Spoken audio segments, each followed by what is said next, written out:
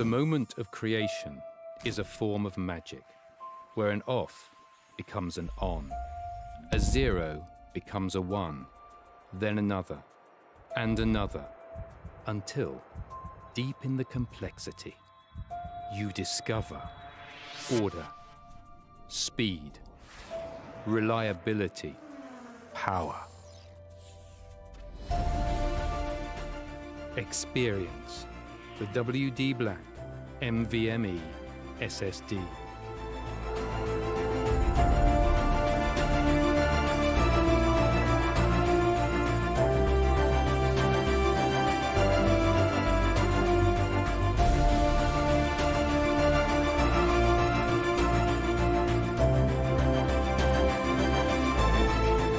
Fueled by darkness. Level up to NVMe SSD performance.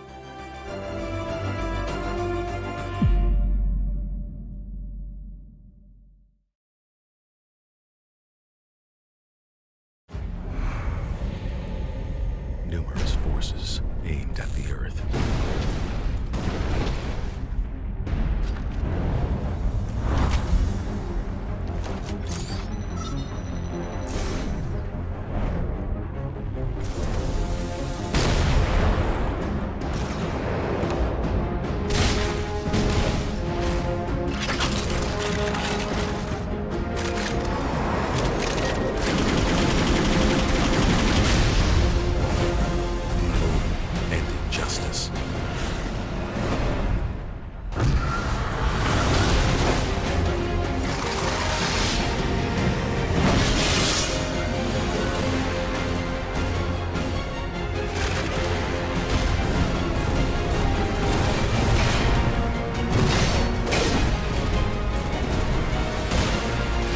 Let the glorious battle begin.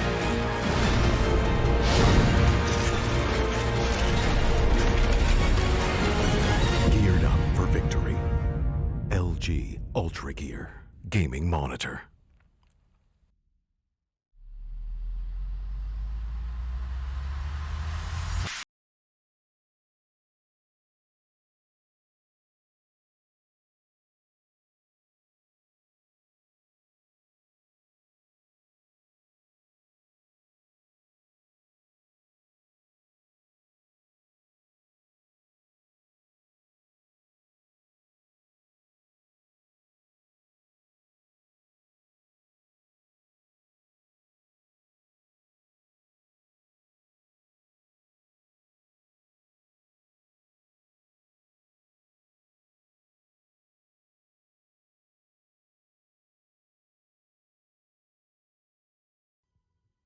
All right then, ladies and gentlemen, welcome back to the W Black Esports Club League for Rainbow Six Siege Season 4 Qualifiers, powered by LG Ultragear in association with AC Fibernet and Zotac Gaming and Games The Shop. I'm your host, Blackjack. Joining me is my co-host, Simon Fox, as we are here for the third game of the night.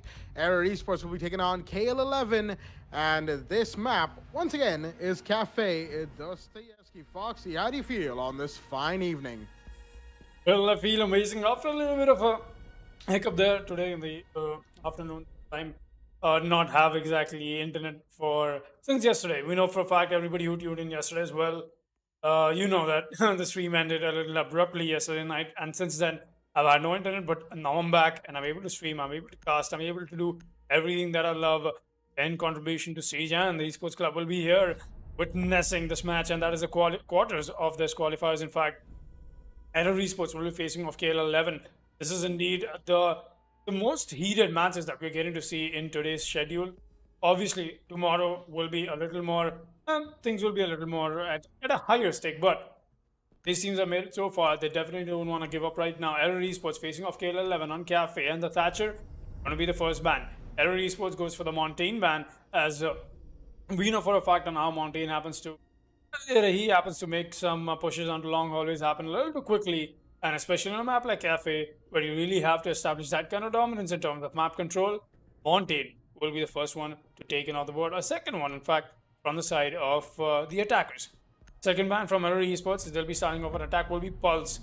All right, looks like they did see the emphasis of KL11 on Pulse, and mind you, KL11 has played Cafe before as well. Error Esports has definitely thought this through. They've done their homework. They've watched the awards. That happened yesterday and the day before as well. They definitely have come in with a plan to beat KL11 right now. That is what it looks like. I'm not sure what went on in the map ban phase, but Mira will be getting taken off the board as well. Mira has been quite the classic ban when it comes to Cafe. He happens to offer so much more utility. You know, she's got the C4, she's got the Black Mirror. It's just, if not an overpower, but all the while a whole lot more power than you usually expect. That being said, let's take a quick look at the rosters. Noble Wolf, Cyajin, 404, Rakul, and Lawrence on the side of Error Esports, while we have Skullix, Mischief, Deadweight, Bot, and Pusscat on the side of KL11. The first side coming up will be reading Room and Fireplace as the 6 picks from both these sides come up. Cyajin will be picking Amaru, while we'll see the Valkyrie come out from the side of Mischief. I only can understand why they want to bring out the Valkyrie. They don't have enough information being traded off here in terms of how the defensive ops look like. But mind you, not bringing the Echo or the Maestro on board is something that definitely is surprising me. KL11, they like to play with a little bit of intel, you know, more than that. Anybody would love to play with intel. You have your C4s in play. You want to make sure that you have enough room to stand prep phases underway. And just making sure that all of these lines of sight are established to perfection. Deadweight, he's playing the UMP, obviously. Going to be on the castle. He's got some good utility now. The proximity is coming in as well. Oh no, that's a spot he's trying to put the arm on. There we go. What is going to come up with his own mute jammer, and that is definitely not going to allow a whole lot of drone work. Actually, is there you go. It's finally going to get that drone. That was misleading around Mischief. Esports moving to the action phase. They'll be bringing the Amaru on, but I'm not sure what Sajin has thought through about this. Definitely, the Amaru's got the secondary shotgun that can help them open the hatches on the top of the roof. And oh wait, is this a possible rush? Oh boy, for a very brief second, I thought he's gonna go inside the heaven window straight up, right off the bat, and definitely compensating the rappel time that he usually takes to get on top of this roof is gonna make his way very quickly up here. Could use utility from Prakula as well. Immediately brings out the ass shot and takes away the castle on the white window. Very well thought. And wait a minute, that's a hot breach inside sight. And that's not actually on the side, but at least on the top floor. But the refrag is right back in from Pusscat. It's from down below. But that's from the smoke. But meanwhile, the push is happening from Lawrence. Does he find one? Yes, he does. And it's a cleanup from the side of the attack. It's all on the Bot and Mischief. What a close round this has been. Ash is already on side. She's going to get the drop on the mute as well. It's all on the Mischief. But where's the man playing? He's all on the side of mining. What is going on? Like I said, Esports have come very well thought into what they are planning to do against the side of KL11 today. But Mischief is the one to put a dent to it, at least as of now, in this attempt to make this 1 versus 4 clutch happen. There'll be Lawrence on top of White, I believe. Oh yes, he's going to tag up. No, he's just going to find some bullet traces around this general area. They're trying to find the Nomad as well, but Prakul is all the way on the side of pillars. He might as well be the one to find him. And see will Prakul with the Ash finishing up Mischief.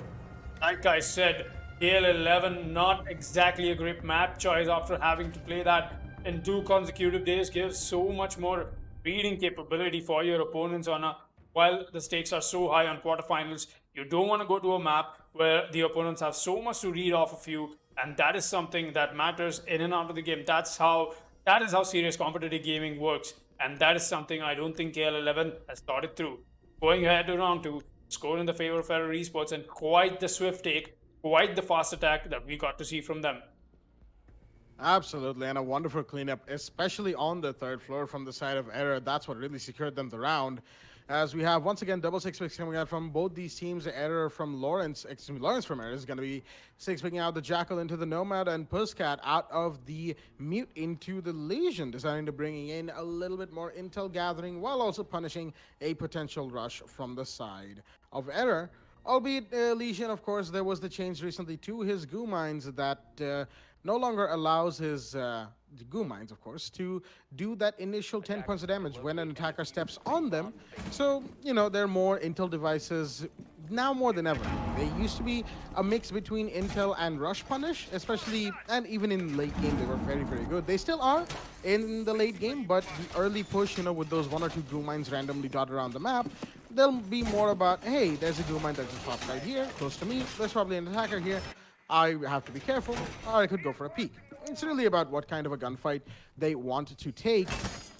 when it comes to when they hear the Go mine being popped versus what they want to do towards the late game. Again, Legion in late game is a lot more powerful than Legion in the early game. That has been true ever since the day he was introduced, and that fact about him has not changed. So it's going to be interesting to see how Pussycat plays out this round, of course, because if he manages to stay alive till the last minute, then there'll be many, many, many goo mines that the attackers have to deal with. And Air Esports, they certainly don't want to deal with that because we know for a fact that goo mines, especially if there is a situation where the attackers have to make a very last second plant, if you have a goo mine in the area, then you're probably not going to have the plant down, especially if you're going for the default spot. Action phase, of course, is in play already from the side of Air Esports. They're going to be droning away as the bot actually is on the second floor by the reading room door, I believe that was. A pillar's door into reading room. Very interestingly, holding down a position that could be peeked by the New Heaven hatch. But for the time being, there's this angle being employed by 404. But he's not going to see anyone just yet, so he's going to decide to... Oop, there's a little bit of lags for just a little bit. Moonwalks for a bit, but he's fine. There's no ping spikes happening right now, so everybody should be all fine and dandy. Meanwhile, the heartbreak has already happened onto the piano wall as the Wamai is going to be facing a bit of competition very soon indeed from the side of Air Esports. Shots are being fired all over the map as utility is going to be denied from the side of Error. At least not quite yet. They're waiting on a little bit more intel to come through before they make that happen. But, oh, what a connect from Lawrence. He's going to find Mischief. And that's unfortunate for the Mozzie. He had a good angle and wanted to get Lawrence the Nomad, but only got 50 HP down. And he himself will be going down. That's the first defender, of course, off the board. A 4 versus 5 is established already. Air Esports, once again, with the early kill. Oh, the Wamai wanted to go for a bit of a peek right there, but Saiyajin, Air Esports really bringing in the quick reactions onto those gunfights, winning against Mischief and Deadweight. The Wamai goes off, and now it's Bot who's in third floor washrooms, who might be fighting the Buckingham soon. No, Prickle takes a bit of damage from another operator from far down the white corner, but will still find Pussycat. That's the Legion off the board. Less than 57 seconds remain as we are entering the last minute of the round. The Mashi will find a head. That is Skullx onto Prackle, but will he find one more? The Zofia will know. He'll find him instead. And now it's a 1v4. All down to the Jaeger. Will he find one? Yes, he does. The plan is going off. Will he find the Nomad? Yes, he will. That's 2 kills for him, but he has to get 2 more. There's a plan going down. He doesn't see through the line of sight in Piano. That means the plan will go off, and from inside a cold room is 404 to finish things off for the side of Air Esports. Round 2 goes to them, and once again, a beautiful cleanup. The Jaeger had a good chance to dismantle the whole thing, but unfortunately, he wasn't able to. 2-0 is the scoreline going into round 3, and now KL11 desperately need to get their first round on board, because if Air Esports get the momentum going, well, this game is going to be a quick one. If that happens, of course. Definitely, we are not even past 5 minutes into the match, and we've already gone past 2 rounds. And mind you, that has been a very quick round for Air Esports. They've definitely come up with some homework done on this. The way that they're attacking, they know exactly the weak points of where KL11 stands at, and they are perfectly able to counter it perfection. Just to shed a little bit of light on the fact that the way they happened to attack of the first round, while I had a little bit of a time while you were casting Blackjack, I had to look back on my data that I had, and what I could see is the fact that KL11, they went for the reading room defense first side yesterday as well. That's why Air Esports came so prepared. They knew exactly what they were supposed to do. Brought in those kind of operators, brought in that kind of aggression, brought in the correct positions that they needed to make that attack happen, and that is what makes a good team a better team. You do your homework, make sure you're prepared, and you execute that perfection. Air Esports definitely having their time of the day today. Let's see if KL11 will be smart enough to make some adaptations to what they stand at, the loopholes that they're not able to cover. They did that yesterday. Once they were at a deficit, at a huge deficit, I believe that was 3-1, then they made the comeback happen. They definitely need to keep the same spirit up today as well. But now with the pulse being banned, never mind. Very aggressive. If Saiyajin is going to walk into side, he's going to get taken up and punished for it. But Skullx already loses a lot of HP in that gunfight. He's not the one to convert on it, but still, yeah. The Amaru, I wouldn't really say a whole lot much done in terms of how she tried to build that momentum, keep that going. Oh, right, look at that. The frag power from bot comes alive. That's the second kill for the man. He's going to find whoever that was on top. That was Hibana, the Noble Wolf flag. Nobu definitely not having a great day in that little bit of a slapback that he had on that little angle that he was trying to employ. But still see he could hold this down. He's going to watch the new hatch drop. Oh, the red hatch drop has already happened. That is from the Nomad. I doubt if he knows this. Noble Wolf, Lawrence, excuse me, he's got to be all the while more careful, and he will. The AR comes alive, and that is going to claim the Jaeger. Really well played, but the Jaeger does go down before doing a lot of damage. A good amount of damage inside of this Nomad. Every Esports definitely a man disadvantage, but will they be able to make it out of here with the gunplay that they have solely on that, or will it be something else? Because they do need to get the plan down with the Ash, the Buck, and the Nomad. The Heart Breacher will be lost as well. Not a whole lot much that they can do. They've got to expel some utility to because those Maestro cams. Oh, Lawrence almost losing his life to that. He doesn't know where the Maestro cam is either. Oh, that's a nice spot coming in from away from the Christmas tree area. And the Ash is trying to find the cam herself. She's getting tagged up. No, actually, that's behind her, beneath her, in fact. There we go. She's going to find that any moment now. Oh, no, she's still getting tagged up from the Christmas area. She doesn't know this. This is such a confusion. And she's trying to land into, and the bamboozle is going to allow Wamai to pick up with that frag. And like I said, KL11 know how to adapt. And they did exactly that this time around. Stopping them right in the tracks for that aggression, for their Esports. And now they find themselves at a massive advantage against this attacking team. Lawrence trying to find any strays that are coming up from downstairs, but he's definitely going to hear that C4 ripping off in the distance. I hear that myself. There we go. He's going to get it, but he moves up to get this frag, and he's going to lose that fight all by the HP disadvantage that he had already to pick that gunfight in the first place. Let's see if Rakul in a 1 versus 4, will he be able to keep this fight up, or will it just be KL11's first round into this mounting comeback that they're trying to make? 2-0, still standing strong. They want to make this a 2-1. Definitely KL11 trying to find something they can. But only 10 seconds left, and Prakul, I think he's saving. He's going to get a frag meanwhile. Pussycat goes down. That's your Legion on the board. Legion getting a little too ecstatic. And yes, that is right. Prakul is going to go for the save as they have themselves a timeout. And that is it. A little bit of sightseeing on the top of the roof. Definitely Russia is a good place. You can just look around. Cafe Dos 3SK. We'll be seeing a 2-1 scoreline as we proceed round 4. KL11 finally standing up to the expectations and what was expected them to turn this match all the while more spicy. Every Esports now have an upper task breaking the formation that KL11 has just formed. Going to round 4, and this match gets all the while more exciting. Blackjack, what are your thoughts on that?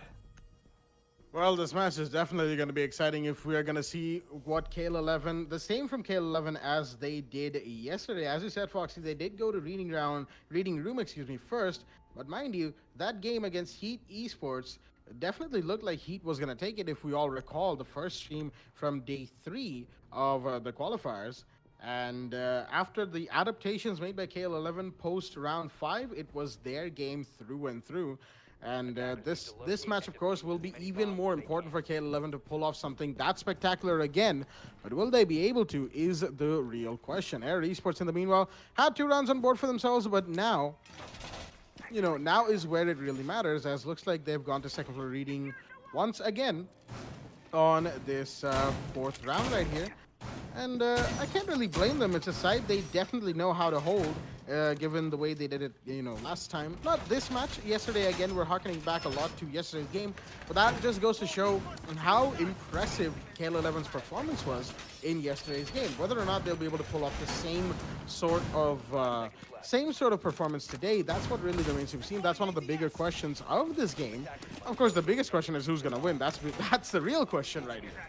But one of the bigger questions here is, will we see KL11 make the same mid-game adaptations to completely deny Air Esports as yesterday, or will we see Air Esports run away with this game?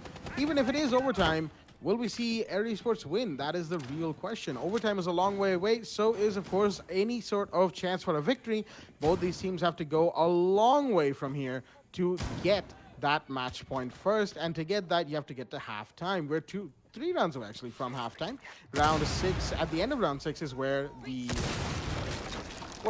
roll swap comes in, as there we go. The hatches are going to be breached from the side of the attack. The drones are coming in. The intel will be happening as, of course, action phase is, well, it's already up and running. I don't think I need to say that every single round, but still.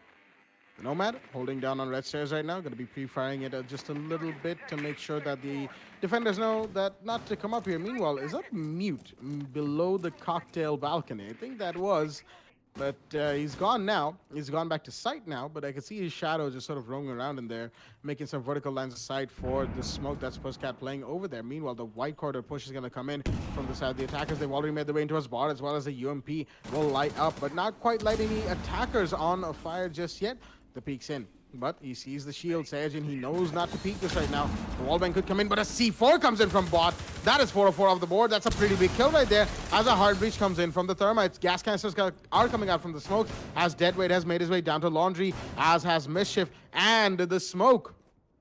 Everybody's back. The second floor control has been given away to the attack because they know that they wasted more than a substantial amount of time, not more than enough. Air Esports could definitely make something happen, as Lawrence is going to find Mischief in the meanwhile. That is your Ella of the board. Looks like she wanted to come back for seconds, but not to great effect. Meanwhile, vertical lens side are going to be open from the side of the Ash right now. Prakul doing his job, as Sajin will be getting on that soon. He used one impact earlier, as Prakul's going to find one more. That's bot of the board. That's another big kill right there. The mute is gone. The shotgun and SMG-11 is only in the hands of the smoke right now. Deadweight, Scullix, and Puskat are what remains on the side of KL11, but less than 40 seconds is what remains on the side of Air Esports. But will that matter? Because Prakul has found Puskat in the meanwhile. That's his smoke gone. And there's the UMP. It will not line up at all. And that is the kill onto Deadweight. Prakul with a triple kill this round. There's a thermite in pillars. He's been spotted by the cam. Does he know where the castle's playing? Where Scullix? The Jaeger's playing. Shots are fired. The Jaeger was in his position. The wallbangs are in, but no, it's Noble Wolf who will secure that kill. Scullix goes down. And Air Esports with that, once again, a comprehensive take towards the top floor, working their way down, getting those lines of sight in, and punishing the mistakes from KL11, will win round 4 and taking it 3-1 going into round 5.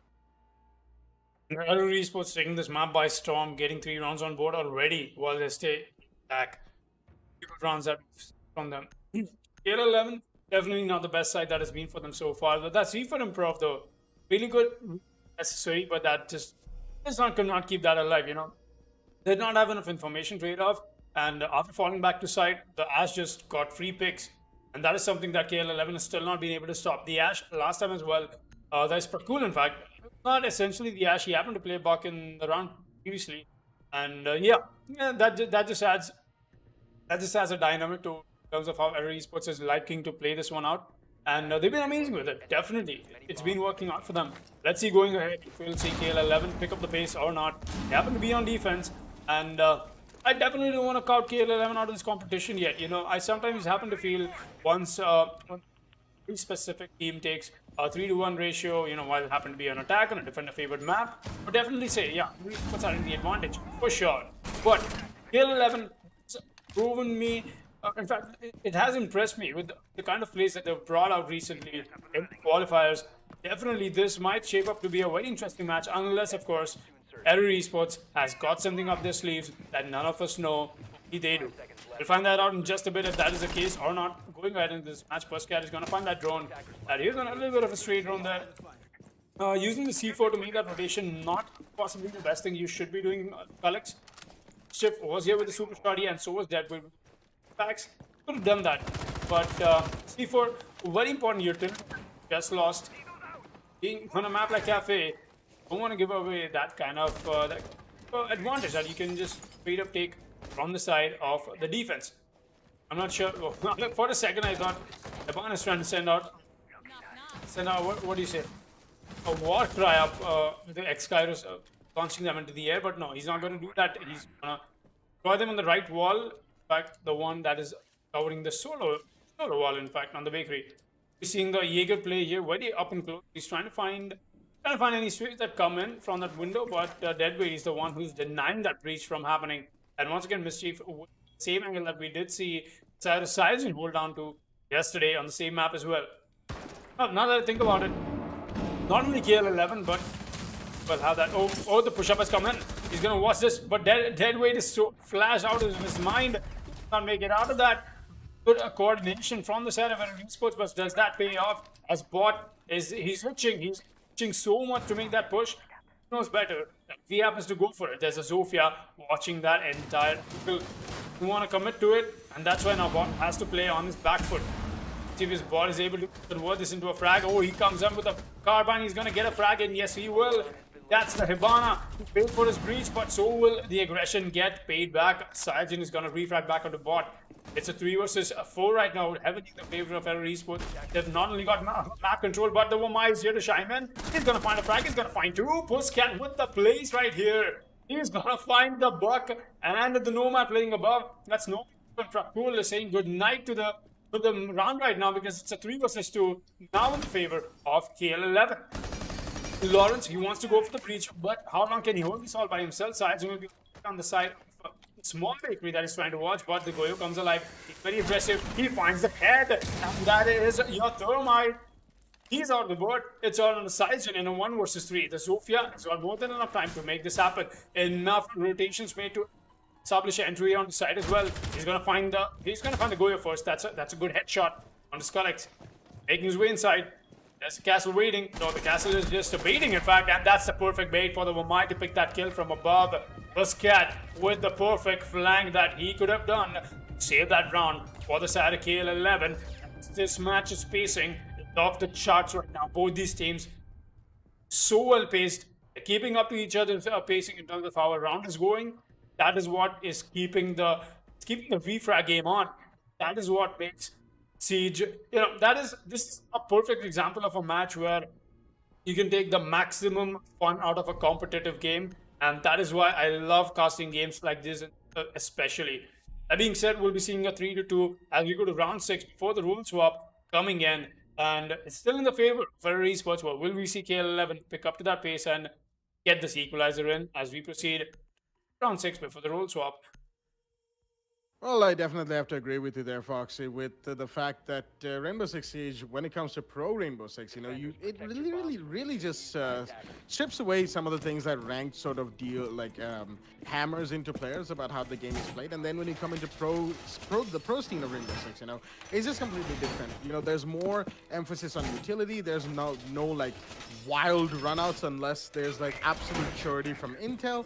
There's a lot of differences and yet many similarities to what we consider normal rank, shall we say, in Rainbow Six Siege. And yet, at the same time, if I'm being completely honest with you, a little bit of a blunt moment with all of our viewers, I enjoy watching competitive games more than I enjoy actively playing ranked games. I'm just being real here, It's just how it is. Maybe it's because I am not really that great at ranked, but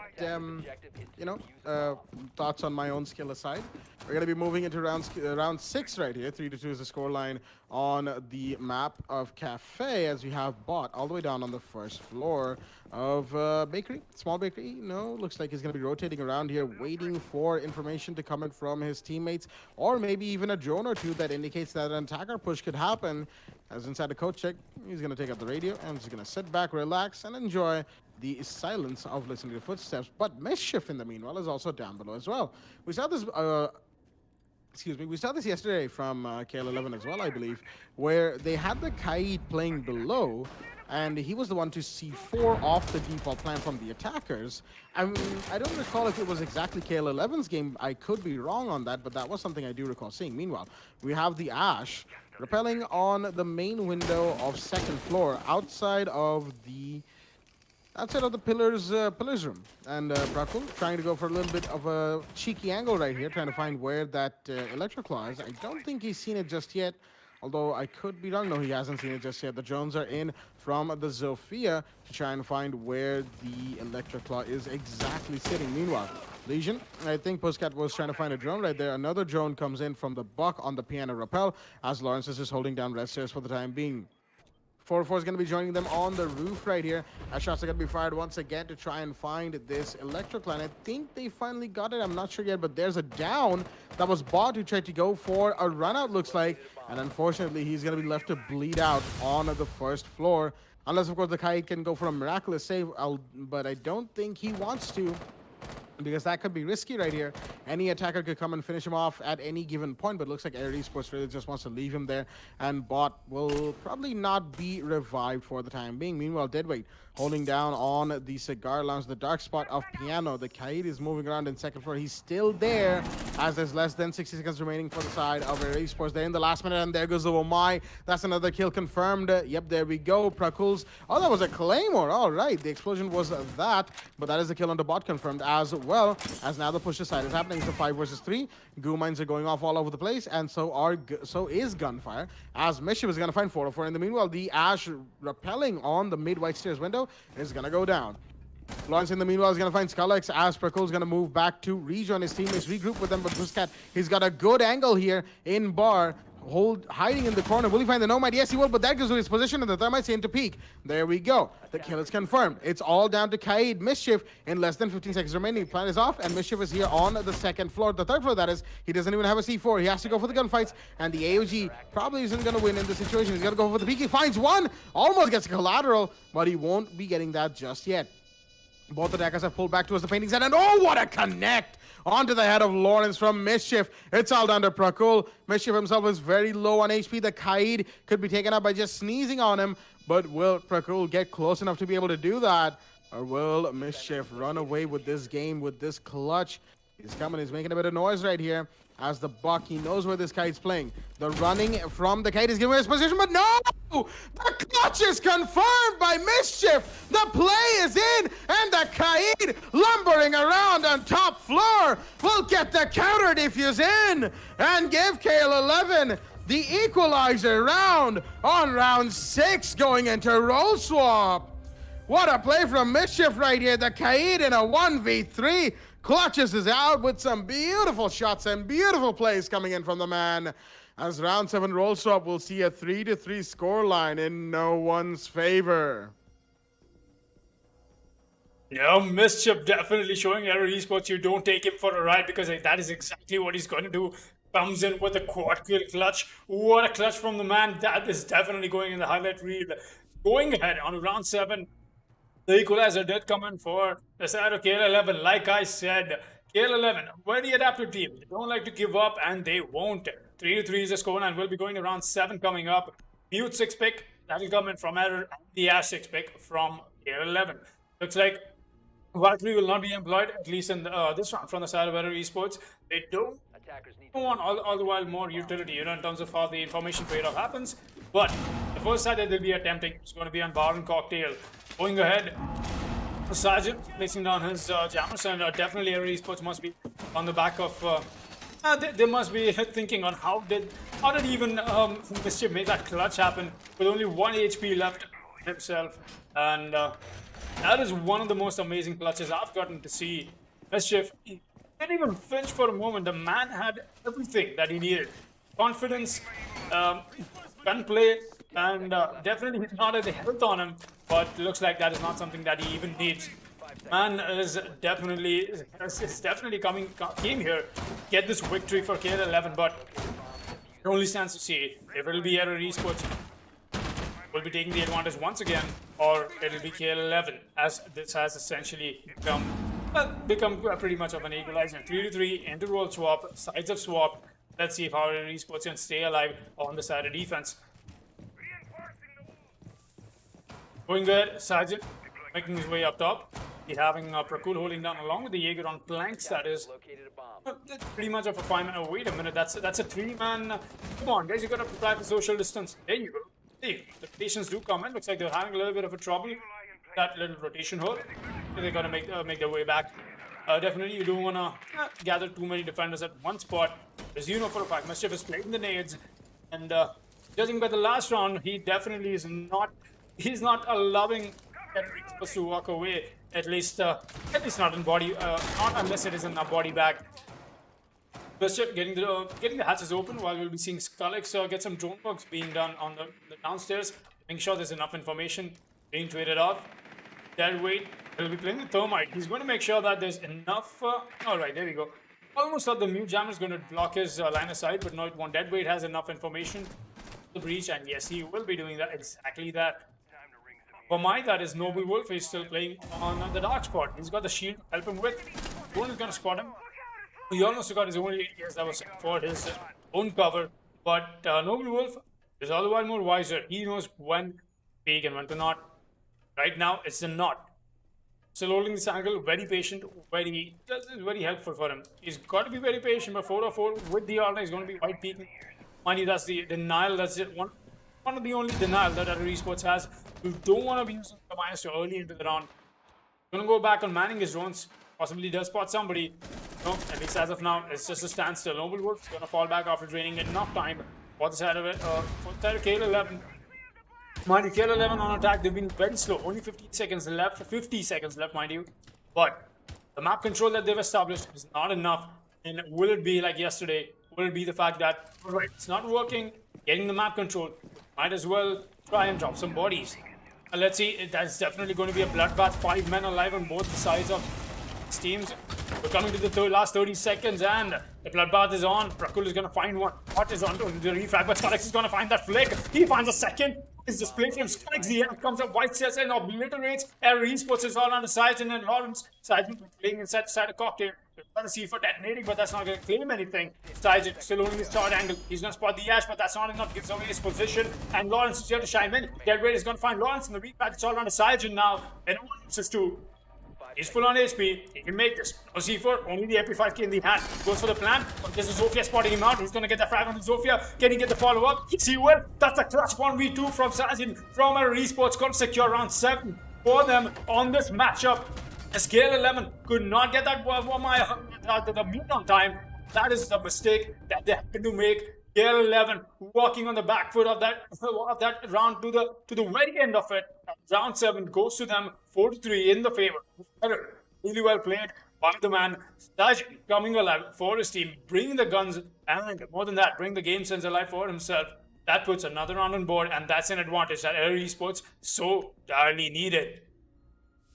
Absolutely, especially after the kind of clutch we saw in round 6 from the Kaid. Having that clutch come out from the mute this time around is going to give them a massive boost in morale that was very much needed, as Scullix is going to go out of the Ash into the Kali. All right, looks like we have the, so to speak, the discount Thatcher, shall we say, with a really, really long gun. Okay, you know what? I'm gonna stop coming out with dollar short terms for Kali. She's in the lobby on the side of KL11 on the attack right now. As it's gonna be interesting to see how Scullix plays his operator. We saw Kali be played yesterday as well. The upside down rappel on towards the main door of Bakery. And with the heartbeats coming out from the thermite on both walls of Bakery, the prep room wall and the big Bakery wall, it was pretty much a cleanup from the Kali in that round as well. So if that comes out this time, of course, I'll the KL11 have read into what Air Esports is doing. They're gonna have to make those adaptations as soon as they can. While of course, you know, it's just gonna come down to which team has the better mid-game adaptations. Both these teams really like to do that. They like to make sure that they know what the enemy's doing and they react accordingly. And KL11 definitely coming off very strong right now with the way that they've adapted to Air Esports. But again, Air Esports is going to be a big challenge for them to get through. If they manage to get through Air Esports, they're one step closer to getting into the divisions, as the flashbangs on the thermite are going to be burning out the ADS, and the my charges inside a Bakery, small and large, as Sophia is in to break the shield. There you go, some good cleanup right there. And 4-4 goes down. What a piece of teamwork coming out from the side of Puskat, and Deadweight using the flashbangs and the Zophia's utility to completely clear out and then take out the Mozzie. 404 literally got deleted off the map right there. But that's just one operator, and now it's a 4 versus 5. Albeit the body count is in the advantage of KL11, there's still plenty of time for Air Esports to get a refrag in.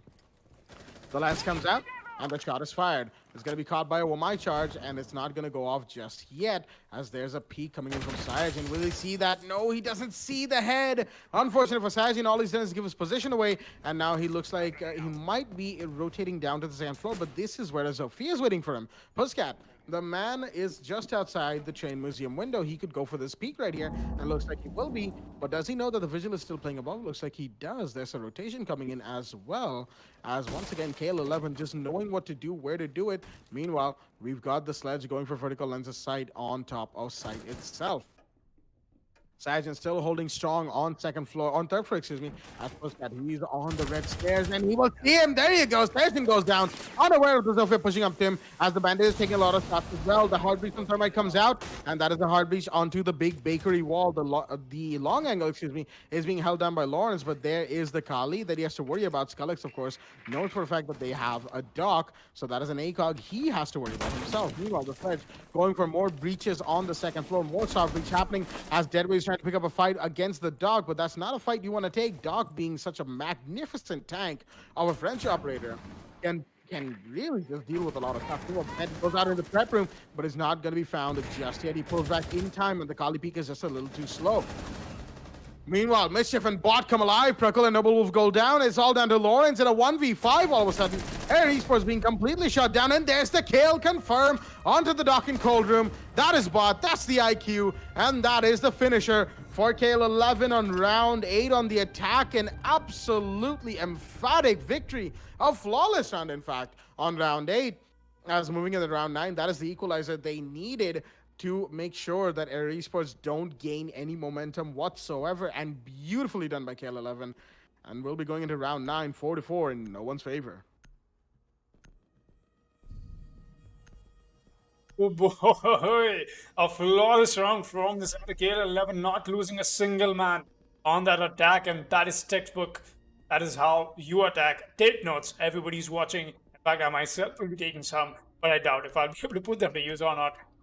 Jokes apart, we'll be seeing Wamai being a fixed pick from Noble Wolf, as reading room and fireplace is the site they'll be defending on.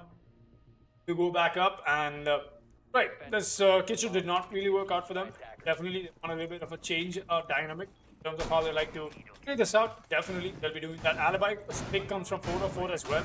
He's been very good with the alibi minding previously, but let us see if that is something that will keep them alive. Sergeant of the a very distinctive role swap from the Vigil onto the smoke, going from a roamer to a very hard anchor on the site. Let's see how that pans out for Aries. Looks like they just want to put the brakes on Sergeant, not allow him to play free roam. Might as well quite some side. The Vigil play last time did not work out. Could have been in his favor, but it was just not the case for Aries Esports. We'll be seeing Noble Wolf make sure that he's got his very default, very classic. He'll be holding the dark spot, but no, his shield is going to get employed on inside the cocktail. That is what he intends to do. There's some reinforcement being demanded by our esports. I'm pretty sure that is what they're trying to do. Yes, that will be. There's a double shield placement coming up. Alibi will not be running the shield, but Prakul is trying to find whoever that is outside the mining window. That'll be a Zofia. The Kali as well, but Kali is worked up. Possibly get the hatches done first. They have already been opened by Mischief. Let's see how that pans out. Going ahead into this matchup, Noble trying all his my charges, making sure that's not exactly a charge you want to throw out in the open. That can get shot out, but obviously, while the attacker takes his time to shoot that my charge, definitely something they'll have to worry about. But the breach charge is coming in, and Prakul definitely stunned from that breach charge. He's gonna move back. A bit of a haste to his eyes. He's just gonna get the drone, fall back onto the window, but there's nobody to convert that into a kill. And that gives the Jaeger a little bit of a free room to work with. But for how long is a real question. Now the drone comes in, it's definitely going to spot him. Trying to find that drone. But at least now, he's going to keep himself alive, and that is going to be a priority for the man.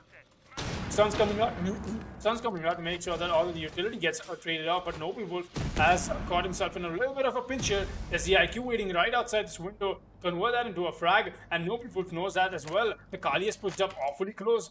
We find him. No, oh, she's gonna get found instead by somebody else, and Sizen meanwhile gets a frag, and Bot finally gets a frag on him.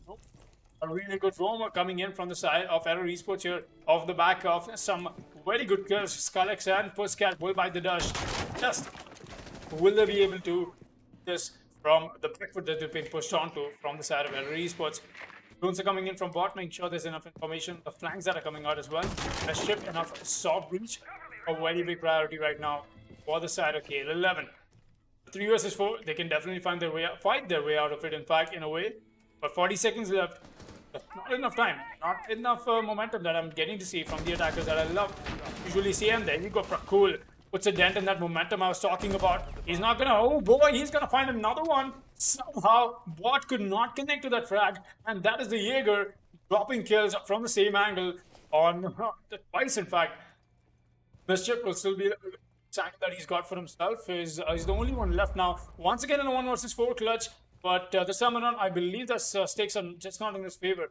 He'll have to make his way through, and there's a Legion, there's a Jaeger, there's everybody, all the defenders waiting for him. He's gonna spot the Legion. Oh, that headshot, a connect on the sledge. He's just gonna give away his position and move back onto the hallway. He knows Cone Pizza coming in. He's not gonna find the first either. Error Esports walk away with round 9, and that's the advantage. Once again, Error will be taking their favor, and that was the side swap that they needed for themselves. A reading room perfectly worked out for Error. That's not the case for KL11. Then will be underway. Error Esports 1 round away from taking this to match point, while KL11 definitely got step up, bring in the equalizer if they don't want to walk away with a loss today. Let's see how that pans out on round 10. Round 10 is going to be in play, and absolutely amazing from Error Esports right there in the last round, especially Prakul. Playing against that vertical angle is pretty tough, generally speaking. Generally speaking, excuse me. But he managed to convert that into 2 kills for himself. As Scullix is going to be going into a 6-pick into the Capital. All right, no Kali this round because, of course, the 3rd floor bar is going to be unlocked from the side of Error Esports. They've had enough rounds in between since they won, of course, 3rd floor bar, that they can go back to it for the time being. And I'm pretty sure that KL11 have a different idea on how to approach this side. Scullix with the Capital, we're going to be interested to see how he uses that operator, because Cap actually, you know, even when he's not banned, you don't really see a whole lot of him.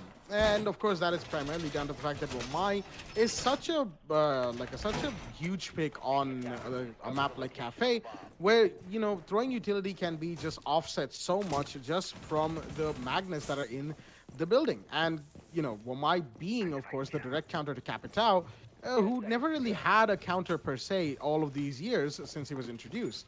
So understandably, like, a lot of teams don't really want to run the Capital, given that his bolts can be caught out by a Womai, especially if the Womai is left alive for too long. But the utility dump could come in, you know, to counter the Womai, but then it's a counter of a counter of a counter, and it just sort of reinforces where Rainbow Six is right now as more of a utility simulator in the community rather than a full-blown FPS. You know, it's the general feeling is there, and I'm pretty sure all of us are aware of where Rainbow Six is currently, and pretty sure I don't need to go into too much detail as to why it is called a utility simulator in 2020.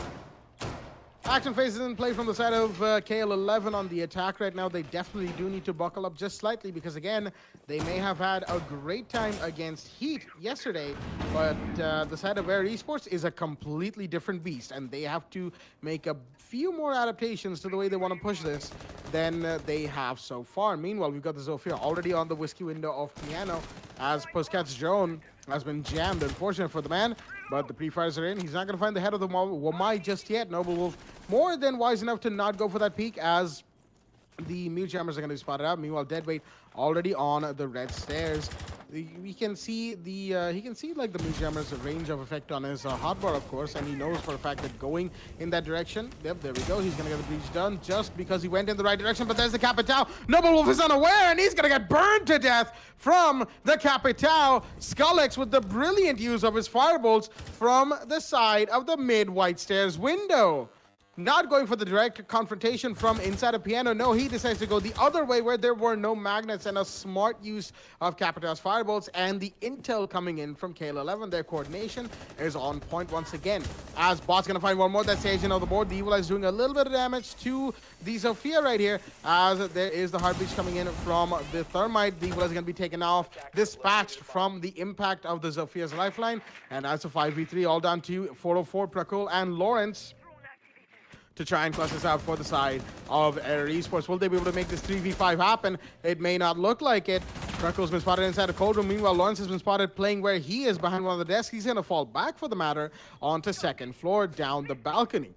Bruckle still holding down towards that heart breach. He's going to be stunned out of his mind as the shots are fired. 4-4 takes a lot of damage, and he will be eaten up by the IQ, who gets refragged onto by the Jaeger, but the kill hasn't been confirmed yet. As of course the Jaeger is getting pushed, he's going to get taken off the board as well. The kill will not be confirmed. Bot will instead be revived, I believe, as now the pings are coming out from the defenders. Intel Devices, Air Esports.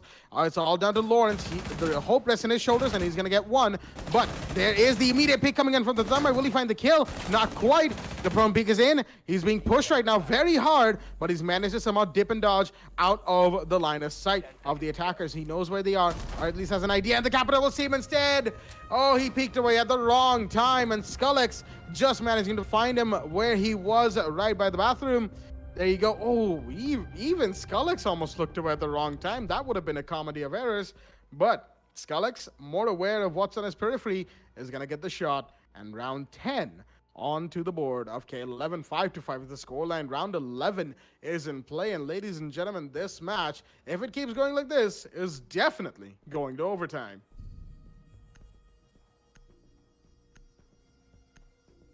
With that being said, round 11 is going to be a very important round. You know, I just said that it's definitely going to overtime. It could not. Again, there's a lot of possibilities that go into these next two rounds of Rainbow Six Siege. Air Esports or KL11 could have a very good streak and suddenly make it a 7-5 either way, or that overtime possibility is still there, you know. Given the way these rounds have gone, especially ever since round 3, am I looking? No, round 7 actually.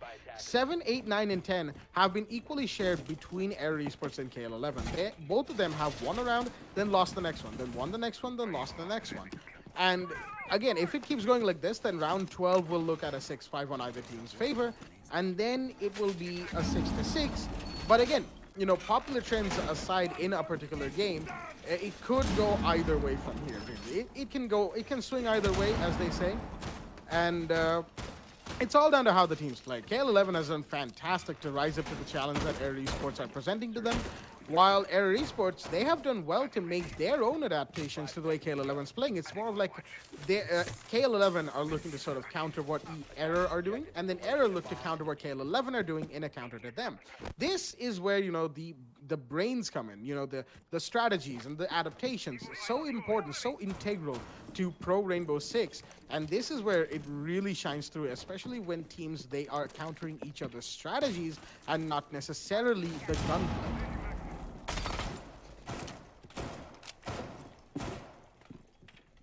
Most definitely, I'm gonna have to agree with you on that, Blackjack. Going into this match, round 11 to a Wolf.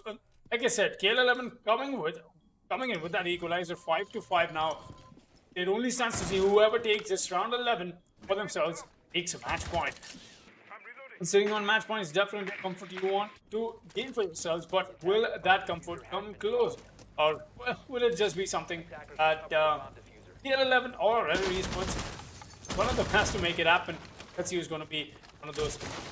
A very interesting pick from the side of KL11, though. Get the use of Capita, but adaptation that helped them put so much pressure off of them and getting this my dislodge. And more importantly, sometimes you only have oh boy, Lawrence decided to disconnect. That is so sad for Red Esports on such an important round right now. It's definitely going to bite them in the back if they don't happen to play the way they want it. Obviously, the man deficit is going to bite them in the back unless, of course, KL11 happen to lose that advantage. Going ahead, they've got the cigar control established, nice and ready. The snare is being cooked, but that is going to get caught up by an ADS. Shift wants to make his way back, but he's going to use shield at least for now. Advantage, going to find the double ADSs, and he's fall back. Snare once again being cooked, but Air Esports, like they're out looking for blood. They want to peek angles. They want to try and pick off anybody that they can or anything that they can find. A Sergeant going from C4 play. He's going to get the spots in. Or does he get the C4 play? Indeed. Oh, he's going to rip out the C4. Does he find the thermite? Oh, he's going to get the down, and that's not enough. He's got to convert that into a frag, and he knows for a fact that the thermite is being revived. That is from Pushcat. Yeah. No lives lost so far on KL11 on the piece of utility, even wasted for the side of Air Esports. Way up top. We'll be watching the side With along with Rakul. He's got to be careful. Meanwhile, 404 is going to put a dent in the attack that Scuttix is trying to make. Scuttix goes down, but here's the refrag from Thermite right back in. And that's the shutdown from KL11 coming up. Sargent is here to chime in. It's a 2 versus 2. In fact, it's not a shutdown. Deadwick making his way up top. He's not going to find Oma. Instead, he's going to go for the long gate. And now he has to find himself a plant spot. Going for the plant. Bot is the one watching the flank. He's going to get the Oma. Does he find Sargent? Sargent making his way up the white stairs, but he's managed done a 1 versus 2 plus before. Can he do this again in this match or not? Sargent comes up, tries to pick a fight with the IQ, but not this time. Not this time. KL11 says and take this to match point. Round 11 will go to them. 6-5 the scoreline right now. 1 round away for KL11 to make it the semifinals of this qualifiers. 1 round away for Esports to take us to overtime. We'll be going into a quick rehost and we'll be right back in just a bit. Oh boy, this match is definitely getting exciting, but Esports has sadly had a disconnection, and that is why we're taking a quick rehost. We'll be back in just a while. Don't go anywhere. It's this match, this round, in fact, decide the fate of both these teams on what happens ahead in the qualifiers of the TEC WD Black, the Esports Club League.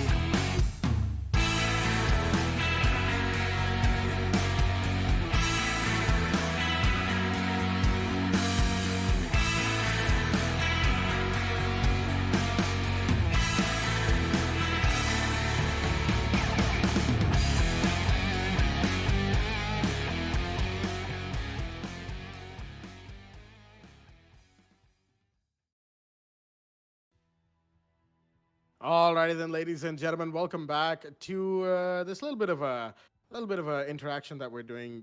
Not really an interaction, we're just sort of talking to keep all of our viewers entertained as we wait for the match between Error Esports and KL11 to start back up post rehost. Error, of course, had that little bit of a disconnection right there. So we are just waiting on all of the players to join back in the lobby. The score before the rehost was called was, of course, 6-5 in favor of KL11. We will be heading into round 12 very, very soon indeed. Just waiting on the players to join in, as I am, of course, your host, Blackjack, and joining me is my co-Sam and Foxy. And this match, it is certainly an exciting one indeed. Something that both Foxy and I really mentioned about KL11 yesterday and today is the fact that their mid-round adaptations are absolutely amazing. I'm sure you agree with me, Foxy, right there. They're between the adaptations they make between rounds. It's like every round they're learning something new. and instantly applying sort of like a countermeasure or a failsafe against it, something or the other. Especially like the pick of Capital, where Noble Wolf for Air Esports was playing the Wamai, right? We know that Wamai is like a direct counter to Capital since he can catch the firebolts and smoke bolts. So what do they do instead? They see where the Womai is playing, and they have Capital go to where the Womai magnets are not present. That's the White Stairs corridor, the mid-White Stairs window overlooking the White Stairs corridor. Have him upside down rappel there, and just fire 2 bolts in succession, completely shutting off the escape for Noble Wolf right there. That was an absolutely amazing piece of team coordination we saw there, knowing full well the kind of operators that were in play, right? So, and from the side of Air Esports, we've seen that too. They've had their moments, they've had their clutches. So this match, right? I would still like to think that it's gonna go overtime, but possibilities are always there for it to go either way. I mean, there's not really an either way anymore. Air Esports, if they do happen to win round 12, that is going to be overtime. And if KL11 wins round 12, then that's the match for them. And it would be very well deserved, even if Air Esports does go to overtime, because both these teams have been absolutely fantastic tonight. Wouldn't you agree, Foxy? Definitely, I'm gonna have to agree with you on that, Blackjack, 100%. In fact, KL11 is definitely, but importantly, it's not a gunplay that they're bringing on table. Apart from that, is the differential of how Rainbow Six Siege is supposed to be approached. The truest sense of this game being embraced by this team, and both these teams, in fact, every esports, they've come in with the preparation. They came in exactly they knew exactly where they have to beat KL11 on a map that they've played before. Twice in the qualifiers, they had to make sure they get that in. They did very well in the beginning. But like I said, KL11, very quick with their adaptations. They don't have the pulse, doesn't matter. They still have the spirit of keeping the game, in fact, keeping that all of that alive, keeping all of that strong is what is keeping them going. Error Esports, definitely, we're still waiting on them to join the lobby very quickly, as I'll quickly be conferring with what's up on there. And meanwhile, Blackjack, would you please care to shed some light on how important the next round is going to be? Because KL11 sits on match point 6-5, while Error Esports are 1 round away from taking overtime. Well, absolutely. I think you pretty much spelled it out right there, Foxy. The fact that round 12 is so important for both teams. KL11, 1 round away from victory. That's going to be it. That's Air Esports saying goodnight to the entire tournament. Well, not the entire tournament, of course. They can come back in the Season 5 qualifiers, but that's going to be it for their journey in the Season 4 qualifiers. KL11, in the meanwhile, of course, they are... if it so happens, say that Air Esports go into overtime, right, and they of course would still have a chance to win. Air Esports, in the meanwhile, will be going into overtime with a little bit of a higher morale than they will be going into round 12 because they've just won a round. They've saved themselves from being eliminated, and now they have a solid chance at fighting back. So it's a very, very important round. Round 12 in any competitive game, the 12th round. Before overtime. This is the last round before overtime as well. So it is a very important round for both teams if they do want that favorable outcome. Right now, as it stands, of course, we're just waiting on the last player from the side of Air Esports to join in. KL11 they're all here as we're just sort of waiting on them to join in. And okay, Foxy just asked for the time, and apparently it's going to take a while, according to Noble Wolf. That's a moment, shall we say. But of course, this isn't the only game that we have today. There is another game after this that is going to be Ignite versus Revolution X Veterans. Revolution X Veterans, a team I haven't gotten to see in a while, so I'm actually quite excited for that game. And the game between Ignite and Team Triple Take that was yesterday, unfortunately, had to be taken offline due to some issues that I myself am not aware of, but since they're here, of course, means that they won against Team Triple Take. That is a good thing. That is a good thing, of course, because they wouldn't want to say goodnight to their journey in the qualifiers. Unfortunately, Team Triple Take, former Shining Heroes, they're gonna have to wait one more season before they can even have a chance of making it to Division 3. Season 5 Season 5 will be very exciting, obviously. There's no doubt about that, but we are, of course, just beginning Season 4.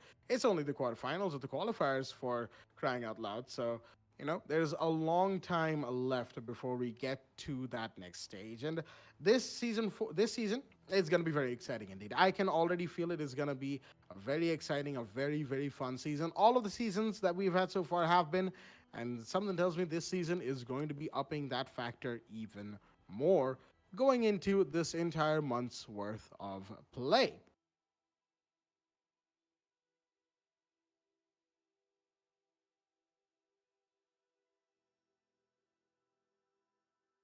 All right, so I've just got a little bit of confirmation from the admins. Looks like this little what should we call this? A chat show? Not really. This little thing that we did here by going live and talking to our audience. It's gonna have to wait. We're gonna have to roll some highlights from previous seasons because looks like the side of error is gonna take a little bit too long. And of course, we want to make sure that all of our viewers get the most exciting Rainbow Six action very, very soon. So we're gonna be rolling those highlights right now. So enjoy these highlights while we come back with the match.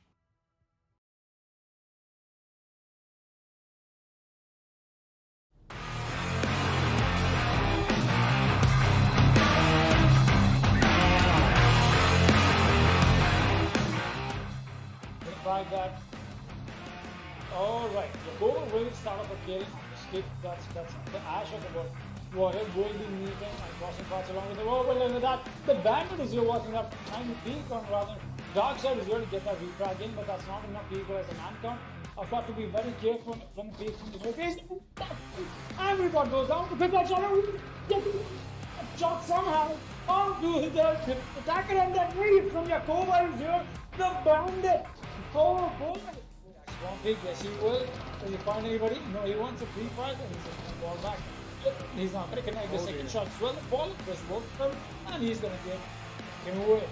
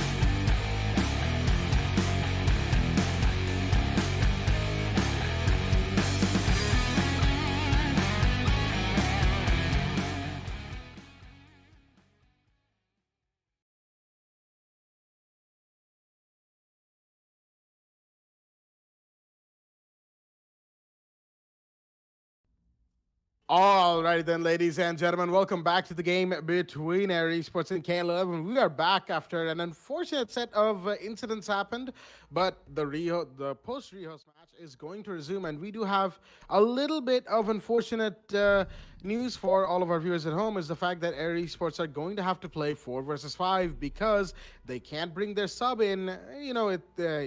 They are unable to bring their sub in, and their main player has had a massive, I believe it was a power cut that was told to us, and he's not going to be joining us anytime soon. So it's going to be a 5 versus 4, and KL11, they are going to be able to take this match a little bit easier. Although then again, it is Air Esports. Like I said before, Error are a different beast from everything that KL11 have faced so far. With that being said, round 12, the round we were talking about in that little chat show that we did in the middle between rehosts, that is.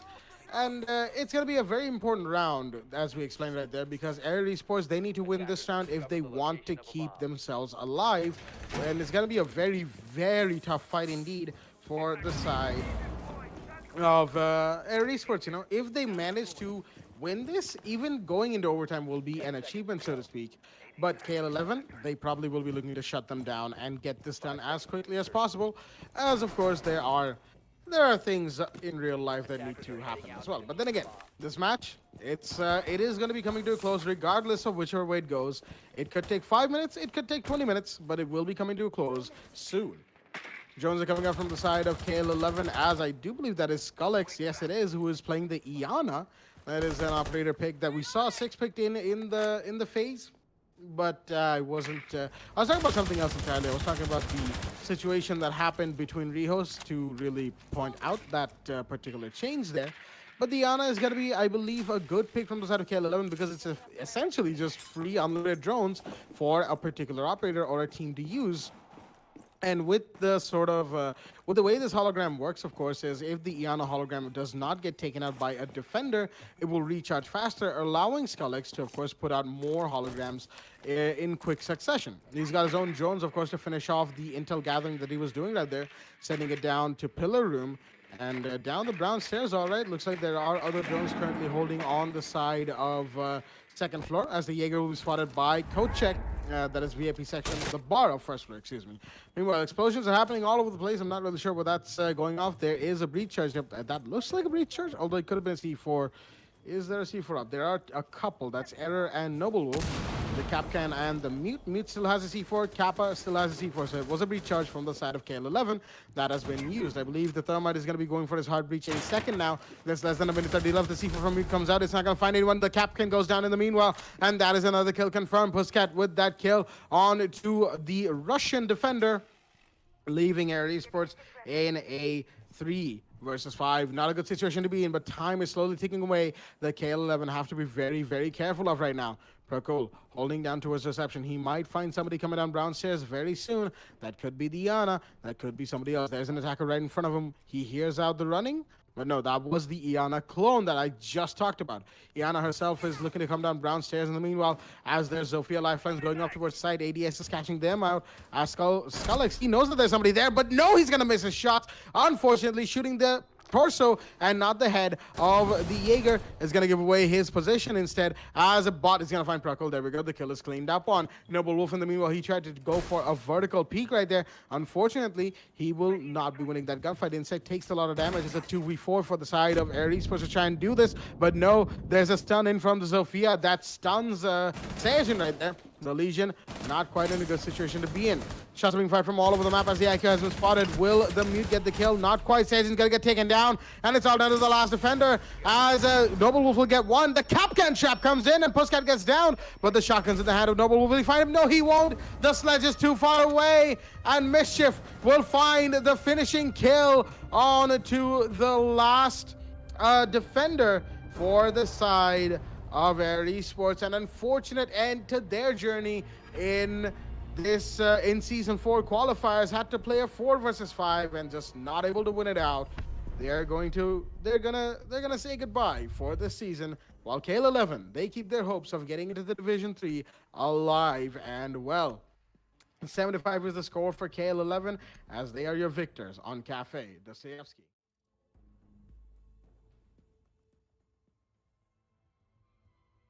Well, with that being said, that is the third match of the day between Air Esports and K11 Esports. There is another match coming up between Ignite and Revolution X Veterans that we talked about, and that should be a very exciting match indeed. One I'm looking forward to as well. We'll be right back with more Siege action on the other side of this break. Stay tuned.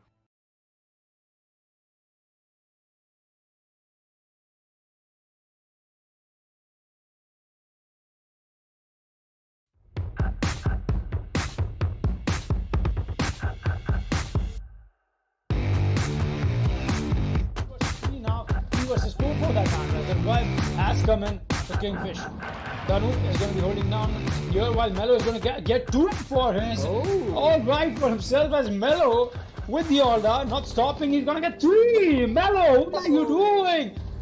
He's going to get Enigma with a quick headshot. It all comes down to Kingfish and Mello with the 4K. Well there. Whoa, all right, Maestro. Alrighty then. Mello not stopping. Totally not Mello here. Goes to that doorway. Heartless. He's gonna take out the Maestro Camp. Easy peasy for him, but the push comes in, but he's gonna get caught out. Ash is here to try, and alright, the plan is already gonna go down. Beat up with the plan on the reinforcement that Ash now. That is gonna be the Thatcher. He knows he's got a really good line of sight. He's on the rapid game. He gets Ethan. Still got 2 more defenders to cut through. Defense got to make sure they play this right. Ash on the triple kill. Does he get the quad onto the bandit? That is Baba Yaga. Has got to play this right. He's got to get the Rappler. Where's the Rappler game? It's going to be a little too far off, and that is that point 8. Go to match point. With the double for himself, as it's all down to Macho Enigma on the Evil Eyes and the Alda. He knows something's pretty small office, and he's got to try and make this play happen for his team. He sees he can restart. The Alda will win. That's the first kill for him. In a 1v2 situation now, as the plant is finally going down. He's going to focus on Blackbeard, but he has to focus on the plant, and he will be doing that. But Eddie downs him. The diffuser is down, and it is all down to Blackbeard ready to play against the Macho with the Alda. He's going to cross over to try and go for the no, he just has the diffuser, but he's going to peek, and he'll be taken up by Enigma, who gets the 1v3 clutch for Zilla Sports right here. What a play from the Maisha with the Evil Eye downing the Hibana on the plant.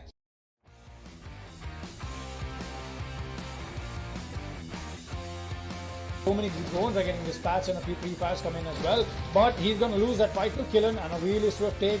He's actually holding down to this very shot as well over here, and she's going to get dispatched as that is Zofia. The double kill so far. And so many flashbangs being caught out by the Magnet. And look at that peek from Killen. He's going to punish Royce for a very little speed. Killen is going to get one. He's going to get the quad kill for himself. Killen, what are you doing? He gets the ace. What a way to start off this match here. Hoffman Esports. What a play from Killen here. He's going to drop bodies left, right, and center as he secures the first round for Hoffman Esports. Seeing Sam trying to maneuver himself back while Vinci is going to get himself a frag on the SMG 11. The C4 goes out. That claims a life, but Dopop is going to refrag onto Vinci. It's a 1 versus 1 now. Dopop is very low on HP. He knows he's got to make this clutch happen. He pushes in and he loses that fight. Oh boy, Nevin Ivans are finally going to go to match point. There to provide support to his teammate. C4 also misses. The diffuser has already been planted. Diffuser being planted. 20 seconds left. Will immediately take out Hexes. Will he finds the third? He doesn't. Thermite will eventually go for the refrag. We still see Goyo taking out Thatcher. And it now is just all down to crown the crown with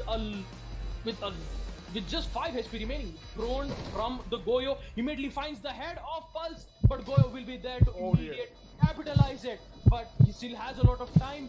Does he have it? Does he? Open Esports.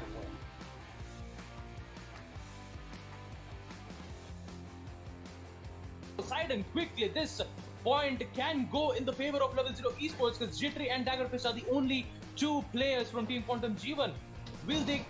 Will they be able to find a miracle down here for Team Level 0 Esports, stating that this site is from the reading loop.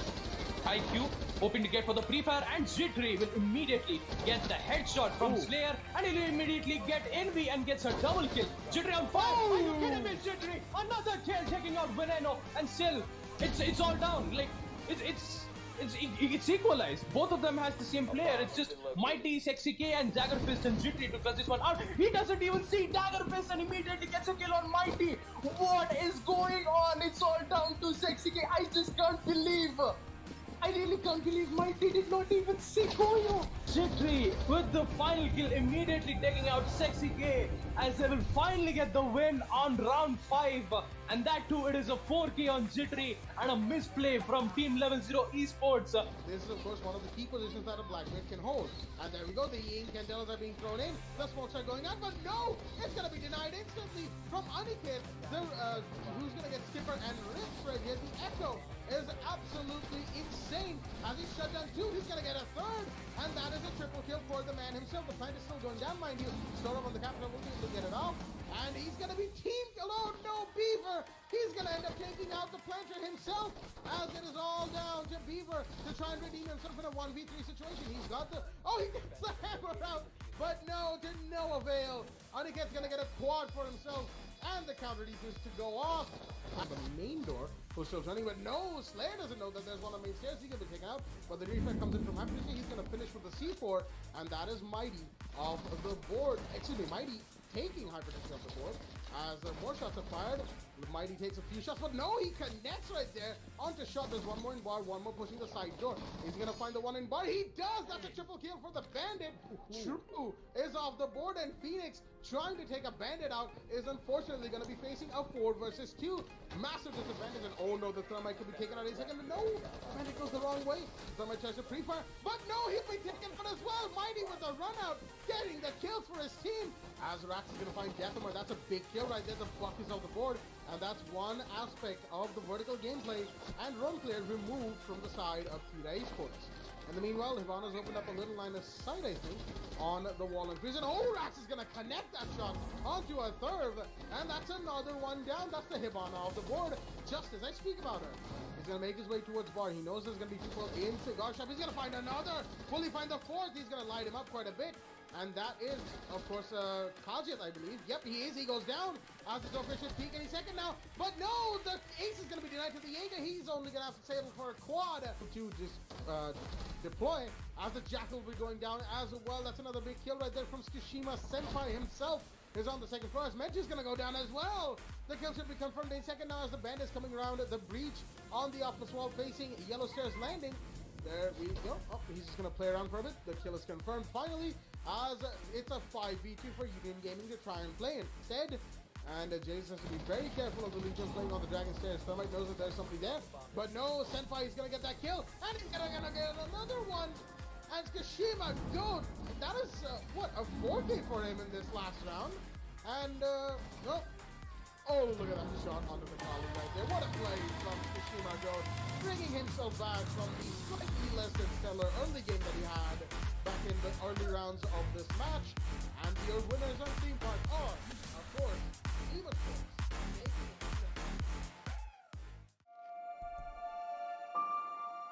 The moment of creation is a form of magic, where an off becomes an on, a 0 becomes a 1, then another, and another, until, deep in the complexity, you discover order, speed, reliability, power.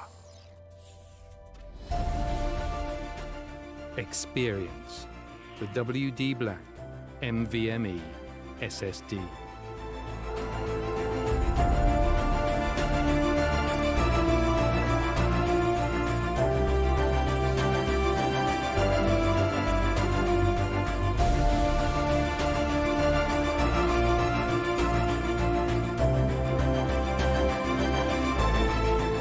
Fueled by darkness.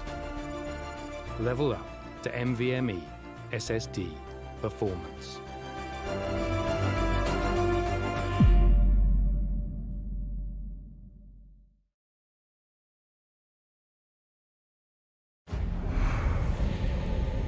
Numerous forces aimed at the Earth.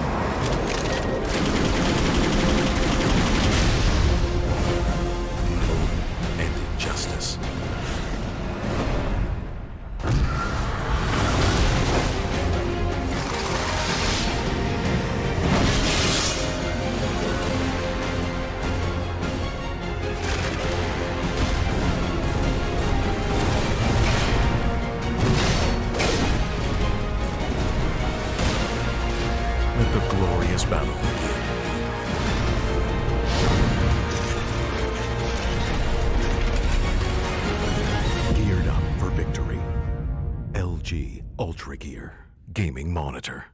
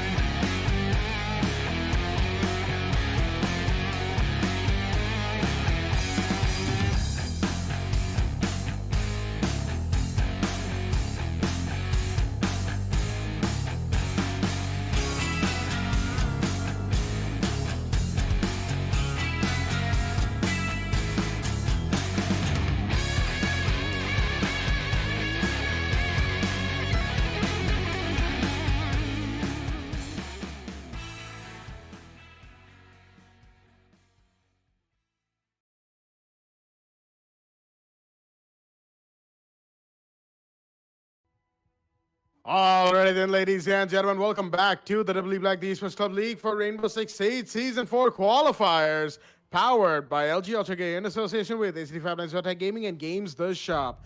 I'm your host, Blackjack, joining me is my co-host, Sam and Foxy, as we are here for the final game of the night. RevX veterans are going to be taking on Ignite on the map of a Clubhouse. We are back in the Clubhouse League, ladies and gentlemen, and this should be a very exciting game indeed, as it's been a while since I've actually seen RevX veterans on stream, as far as I'm aware.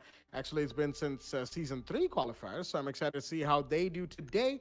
Ignite, of course, we saw them yesterday taking Team Triple Take by storm, on Clubhouse once again, and that match unfortunately was pushed offline, but since they are here, it means that Team Triple Take have been eliminated and Ignite won that match. With that being said, we are going to be having RevX on the attack, Ignite on the defense. The bans are already in. Thatcher and Maverick are off the board. Foxy, how do you feel about this game we've got on hand? Very excited. On a personal scale, I'm very excited to see how this match turns out, because Ignite happens to be a team with very, I'd say, a good roster that I haven't seen play competitive time. You know, there's always those switch ups, turn ups, and you've got a higher life to attend to as well. But I'm going to emphasize much of the ban phase standard when it comes to Clubhouse at this point. I think everybody knows how Clubhouse is played, especially the viewers of TEC, WD Black League. Definitely, for sure. And speaking of the roster I was talking about, let's take a quick look at it as well. We're seeing Kadir, Sonic, Thunder, Rio, and Keo side of veterans, while we have Trexenbomb, Doctor, Basilisk, Beastie, and CIA on the side of on the side of Ignite. So we're going ahead.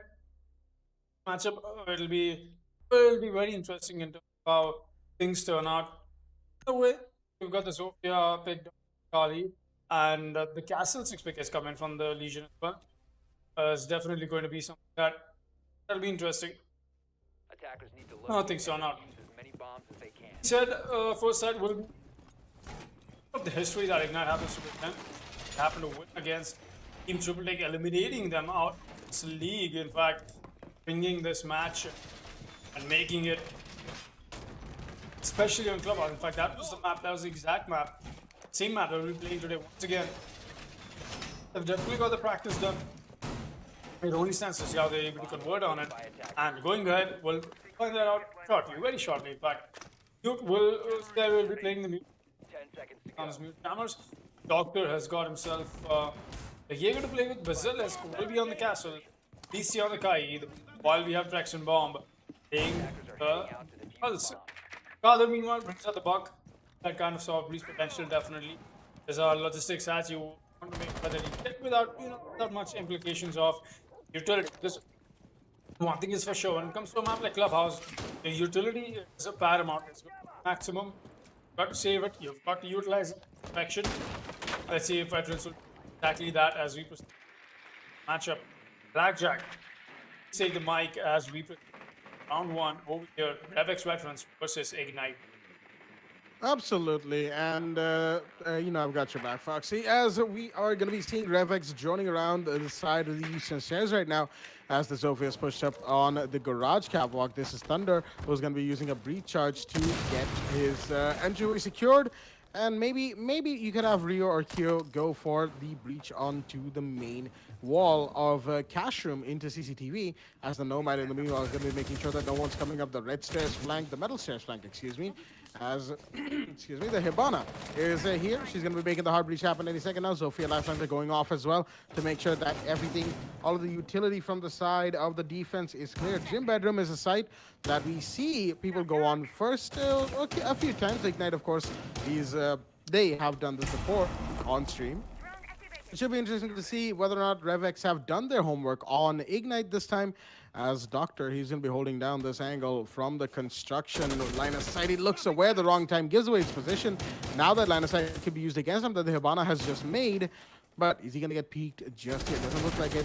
Oh, the shots are in. But Trexon is going to find Cater in the meanwhile. And Basilisk is going to be the one to face the music from Sonic. A couple of quick kills being brought in as the Jaeger is doing a lot of damage to the side of veterans right now. Sonic, Rio, and Kyo are both a little lit. Not too much. Trexon in the meanwhile is down below. As is that all 4 attackers on the side of CCTV? It is. Every single one of them is here. This could turn into a very hairy situation very quickly if things don't go well, so to speak. In the meanwhile, the hard breach is in from the thermite towards the cash wall, albeit that's a little bit too late. There's less than 40 seconds remaining, and now veterans have to try and make the push happen. But Ignite, they are holding strong. They have 4 men alive on them. Traxon Bomb is below. He's going to be C4ing any planter that goes for a plant that he can catch. As in the meanwhile, it's led to a bit of a standstill, curiously enough. Less than 20 seconds remain for that. The attackers, veterans, have to make this push happen. Not really sure what they're doing up there. They seem to be taking quite a while to get their push in. The defenders are more than secure in their spots right now, as it looks like there's going to be a run in through the gym edge window. And there's 1 kill from Doctor, and the thermite has been down. In the meanwhile, Thunder gets 1. That's Doctor off the board, while the diffuser has been recovered. But no, the kill is here to Nomad, and there's no time, no plant. Beaster was one to take down Thunder, and that was the last kill as the clock finish things off for the side of veterans on the attack. Unfortunate for them, but they were far too hesitant and far too late in getting into sight. Ignite take round 1 on the back of a good defensive round, holding things down even in the last second rush. And round 1 for them. Going ahead into round 2 here, definitely. I would say pacing problem from RevX veterans. They just could not make the push happen right in time. And too much emphasis in terms of how they're trying to push the side of CCTV, not even having themselves implied on the side of Gym. Not sure what they were thinking going ahead into this matchup. Round 2 will be underway. Kali will be 6 pick under the buck, as that is not sure if the 6 make a whole lot of difference. Protect your bombs from being defused Come to a by map, attackers. when it comes to a map like Clubhouse, there's only a whole lot you can do, and pretty much all operators in how a usual lineup goes for is flies them around on every side, and that is why Clubhouse happens to be a very heavily favored map for the entirety of the community. You can blame that. It's that comfortable, it can come down to so many things all at once. And Basilisk with a really good Vomai placement, tagged out for a moment. But we're seeing CIA playing the mute, going to make sure that Down with new charges. There's Beastie as well. The Kaid. Look at the scope. Pretty okay, alright. At least as of now. And defuse a bomb. Trexon, the Vigil, he'll be playing a little, I believe, a frag heavy role. We did see Trexon have a heavy emphasis in terms of how he was playing the Maverick yesterday. And that was a treat to watch. The man had some good stuff done. And I'm not even talking about the kills right now. Essentially, just the fact that he did bring in the utility that is Steve. Attackers And a flash goes out from the buck. That is definitely going to catch the Vigil off guard. But this drone does not spot him. This could be very devastating. Trexon is going for it. He's going to find the buck, and that's a free kill on the car there. And the buck is the leader of the map because that's Trexon taking off the easiest kill that he could possibly have taken. Oh, wait. There's the default camera that is giving away information to Basilisk, and that is being traded back to the defenders. This is such a huge mistake from RevX veterans. They have not gotten the default cameras out on Clubhouse. This is such a huge mistake. This is very, very bad indeed. The attackers have got to understand what is going on with them and get those default cameras first. That is the standard thing. That is how Rainbow Six Siege is played. I'm not sure. Not sure if veterans have thought that through about it. Doctor trying to land some very cheeky shots, but he's going to spot someone. Just a pre-fire that he's going to get back from. They're still trying to find that Thermite, I believe that he is downstairs. Oh, back up. All right. You understand why you want that, but Doctor, all the while more ecstatic. Make sure that his game is on point. Seeing the Vigil getting spotted out downstairs once again, and the Wamai is going to take the fall. Thunder is the one to convert. That going ahead. Rio is still watching a possible flank coming in, while Rio will be going for the breach. Attacker's bomb diffuser has been dropped. CIS uses mute jammer suppression. That is what is causing the jam and the X-Kairos detonating. And now that is because RevX veterans will have to worry about as they cannot get the breach done. Kufia charge being employed, but that is not enough to claim the mute jammer. Rexon has made his way back to garage. Beats, he's watching that angle, but he has actually gone downstairs. Oh, Doctor's going to find someone, and he's going to lose that gunfight. That's the Zofia taking advantage of it. And from the mute charge here, that's exactly why she's here downstairs. Gonna do that, and there we go. The X-Kairos breach will be happening. Series of utility. Zofia moving downstairs. 4 versus 3.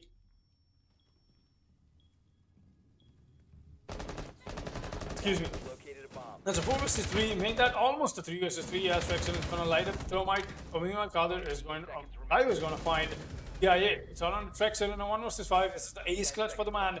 It's the only kill so far from him. He's going to get a frag. He's not going to get the second. RevX veterans will be walking away with round 2 on the back of a very good push and Ignite. They just got a little too excited. Gave away picks to the attackers, and that is where they got the advantage. Essentially, just Ignite making mistakes and RevX converting on them whenever they got the moment. Round 3 will be underway. The score is equalized now 1-1 as we proceed ahead on this map. 1-1 is the scoreline going into round 3, as of course the early game equalizers in from both these teams, which is usually an indicator of a long match. Now, I'm not really sure if that's going to go that far, of course, because there is always that chance that either team could run away from this point onwards, you know. It is the quarterfinals of the qualifiers, mind you, so that there's a less possibility of that happening. But with that being said, we are going to be moving into the third round right here. Second plus CCTV is going to be the side of choice once again from Ignite. The last round didn't really work out for them. Once again, time could have potentially been used to their favor had they been alive for it. You know, even if you play your defensive strategies perfectly, you have to be alive to see them be executed properly, even if it is the last 15 seconds of the round. Unfortunately, Ignite not in a position to do that. And they were facing the music from veterans who were doing pretty well, for that matter.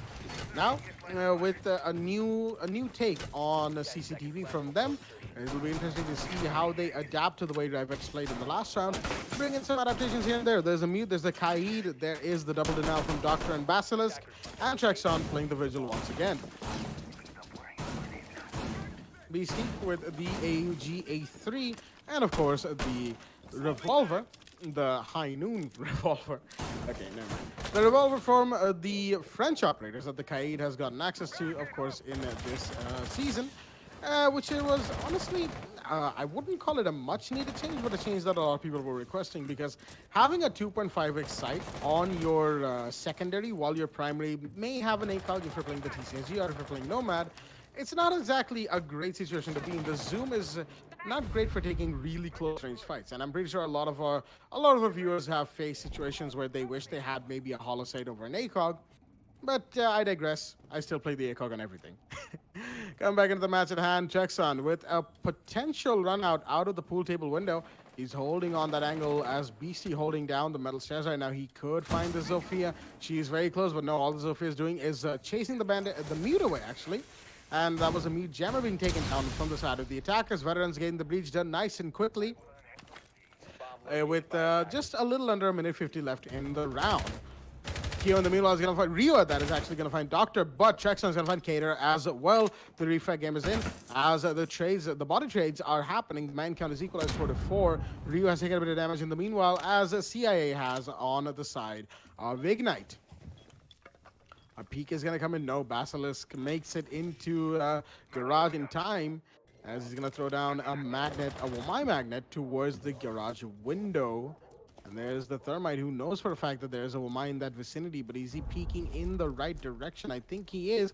He expects the Womai to be on the other side of the window and not where he is right now. And the shots are fired. Now he knows that there's a Womai there, and the peek is in, and a brilliant connect from Basilisk to take down Rio. That is another attacker down, and that's a pretty big kill right there. The Thermite is off the board. Keo, of course, the other hard breacher, has the diffuser, as Sonic's going to fight Trex on bomb. In the meanwhile, as 3 versus 3 is established between both these teams with less than 50 seconds remaining in the round. Attackers have located a bomb. It's got to come out now from both these teams. It has to come in from the side of RevX, and of course Ignite have to try and counter this incoming push from the side of RevX. However, the Hibana pellets are jammed, and I don't think Sonic made that impact in the right spot, because the Mute Jammer is behind the CCTV door's hard wall, but it's going to be taken out from below regardless, as the shots are in from the Sophia. Guessing where it is, guessing correctly, helping Hibana get the hard breach done. Looks like Sonic is going to be looking to push in towards garage from the first floor door. Well, this is the right choice. He doesn't have much time to decide. Beast is going to find one. That's Thunder off the board. Sonic's gonna go for the peek with the lifeline. He's gonna get taken out as well. It's all down to the Hibana. Keo is gonna find even one. I don't think so. Time isn't on his side. Neither is the man count. And the Kaid with the Volten is gonna find the final kill. Beastie with the AUG, finishing things off for the side of Ignite as they take round 3 with a beautiful take on the CCTV, making those changes that were required and adapting accordingly, winning their gunfights, taking them as they please. And Veterans are unfortunately now in a bit of a disadvantage. 2-1 is the scoreline going into round 4.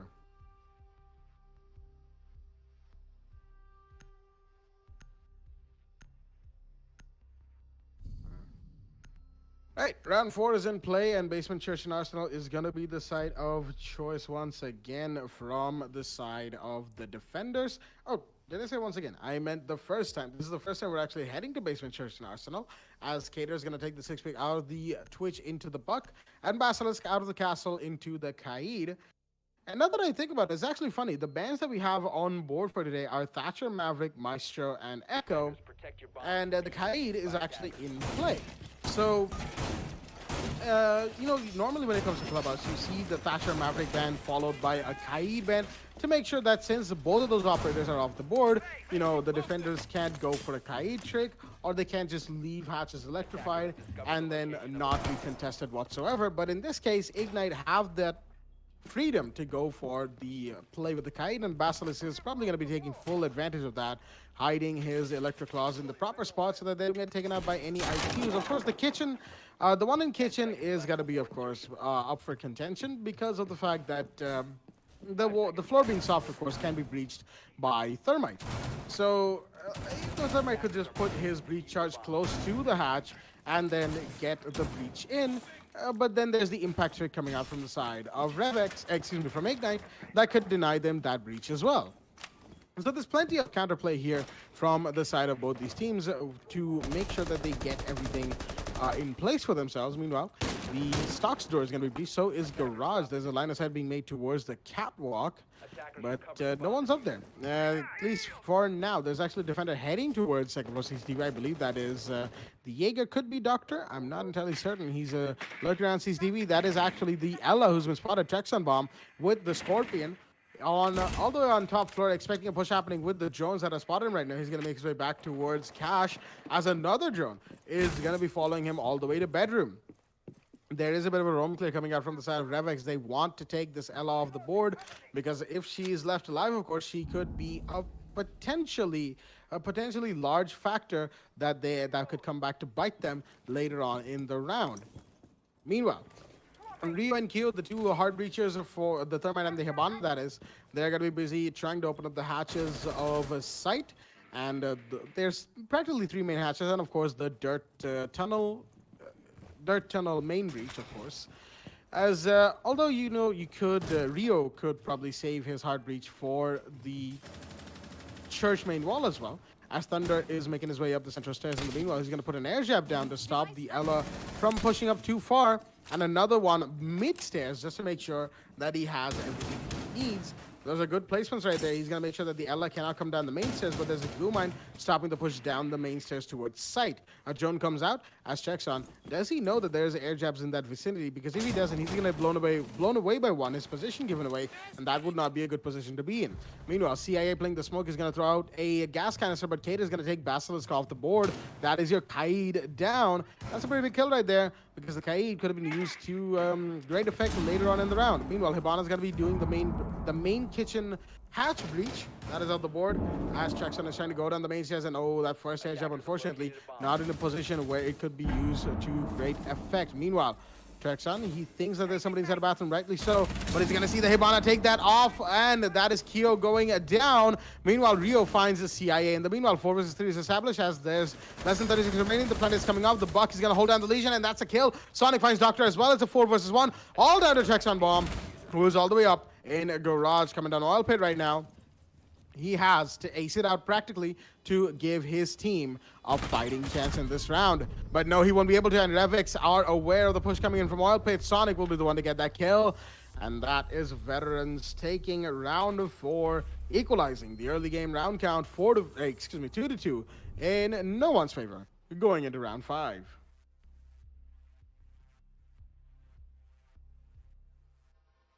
2-2 in no one's favor indeed. Round 5 will be underway. Let's see how things pan out before we obviously reach the role swap. Definitely 2 rounds on board for the Saturday defense. It's been quite the difference that we've got to see out of Ignite yesterday as well. They happened to pick up amazingly well on attack, but defense was not exactly something they could pull off. It was a 7-4 victory that they walked out with yesterday. Obviously with the mid-match disconnection that I had. Well, anyways. Zofia getting 6-pick over the Kali from Veterans. We'll be going ahead to round 4, like you said, Blackjack.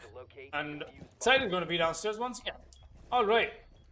Definitely giving away too many free picks on the side of RevX is something that I believe Ignite has been doing for a little too long now. Having to pick operators and fights, in fact, that are not really necessary has been something that Ignite happened to present themselves the last round. The long angle hallway, especially, that is all the way was the main stairs. One of the main stairs is a pretty much an angle you don't want to challenge anybody on. In fact, at least when you don't have an clear advantage into picking that fight. But there's something that we did see Ignite take that, and that is exactly why they got punished. RevX Veterans getting that round on board. Really good one indeed. Really necessary one as well. They are the ones on attack, even if they happen to walk away with a 3-3 on this. As we go into halftime, it is definitely going to be a victory, at least in terms of how they can play this map out. But I would not count Ignite's attack out. Yesterday, they were 5-1 on attack, and that is not a scoreline that we get to see so much, you know, when it comes on Clubhouse, especially on attack. Going ahead, one top floor complete home clear will be done from the side of Veterans. Want to make sure that there's no strays left and there's no backstab potential that the Veterans can make. Guys from onto side are coming in. That's just, I believe, again, board. As we'll be seeing the standard stuff being done from the is going to the cameras and will take care for any straight up to him. Let's see if there is a potential tank that they're expecting. You know, with the Kaid in play and no Thatcher here, get the Kaid shot. They don't even have the Maverick, so that just makes things all the while more difficult. As apparently Kai's the issue for. There you go. And having a bit of a issue with this wing, definitely. But most probably going into reverse after this. And yeah, this round will still be underway though. Mind you, we'll be seeing Kadir make his way down onto main stairs as Kadir angle. Oh, there's a barricade that is stopping him from getting lines of sight. He's got to shoot that out first. He's going to make sure that he does exactly that. Holding this angle on towards Monto is still very strong. No lives lost on either of these, mind you. And that is where it's going to come down to a bloodbath. Once again, Basilisk going to be that long angle. It might not be a place you want to peek. Like I said, PSG area. Traction bomb. Oh, he's gonna get caught out in the middle of a peak, and that is why Kadir will be walking over that frag as well. Traction takes the fall. Still seeing him make the push happen. Sofia comes in, but the zone peak from the smoke is going to get him killed. The CIA definitely bring the smokes alive, and that is guarding the diffuser as well. But the Thermite decides to walk in. That's another free kill for the smoke. MJ11. He loses a lot of HP that endeavor, but still something that he wanted to do. And there you go, the Legion drops one. Kaio gets another. That's the Hibana and the Nomad versus actually the Nomad is going to take the fall. It's all on the Kaio. He's got to find somebody at least at this point. 15 seconds left. He has to go for the plan now. He's going to get the drop down onto the smoke. He not even go for the revive. That means the push has to come in from him. But he's going to be stunned, and there's no way he can go for. Oh boy, look at that. He's going to get stunned twice. In fact, there's a lead mine in his chin. He's going to go for the plant. By the time he removes the mine, and that's it. There you go, the finisher for this round as Ignite will be walking away from as well as we will be moving into a rehost as Ping reset shall come in from veterans. Going into it. Be right back in just a moment.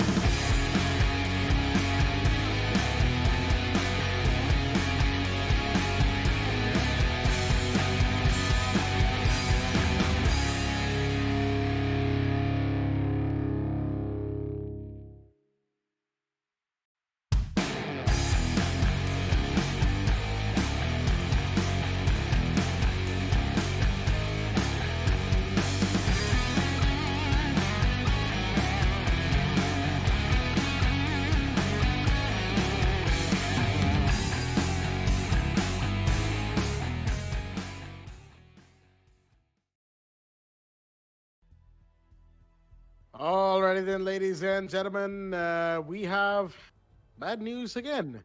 And that is the fact that the side of the team, the match that is, of Ignite and Revolution X Veterans is being pushed offline. As it turns out, we have been hit with a bug, when it comes to custom games, where Ubisoft is continuously kicking out the host, that is Foxy, who is trying to host the game for the stream.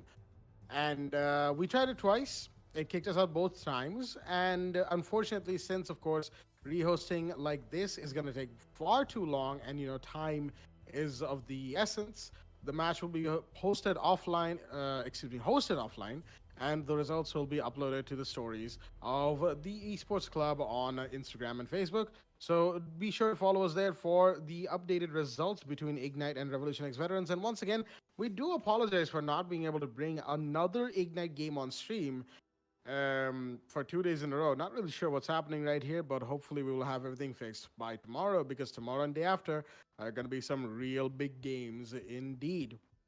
With that being said, that's going to be it for the both of us, myself, Blackjack, and my co-caster Foxy, for the night.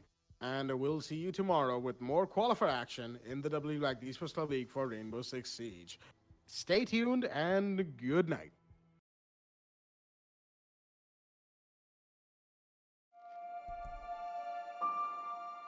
The moment of creation is a form of magic, where an off becomes an on, a 0 becomes a 1, then another, and another, until, deep in the complexity, you discover order, speed, reliability, power. Experience the WD Black NVMe SSD.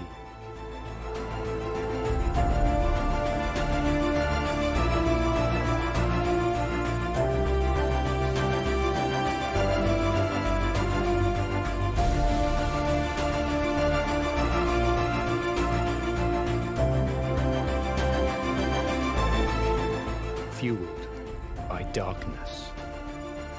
Level up to NVMe SSD performance.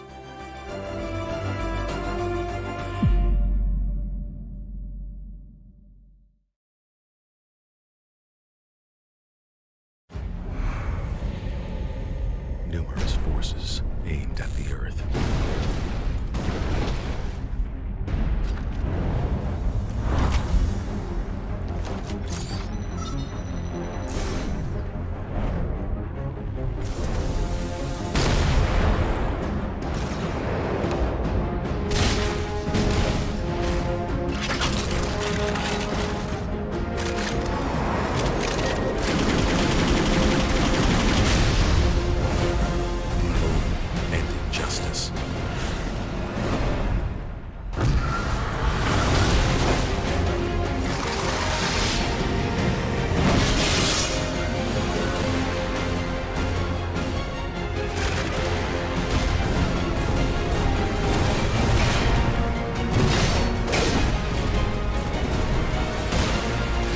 Let the glorious battle begin.